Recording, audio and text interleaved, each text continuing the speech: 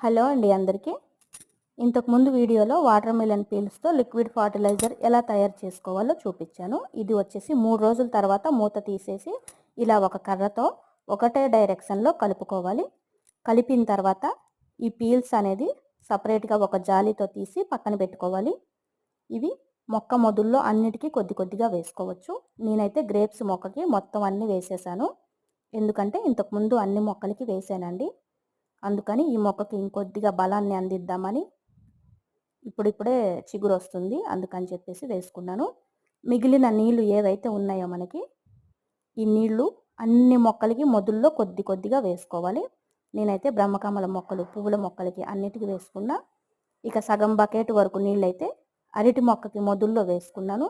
అరటి మొక్కకి గెల వస్తుంది, అందుకని మొదల్లో వేసుకుంటే పళ్ళు తీయగా వస్తాయి. చూడండి, అరటి పళ్ళు మనకి స్టార్ట్ అయ్యేవి. Thank you.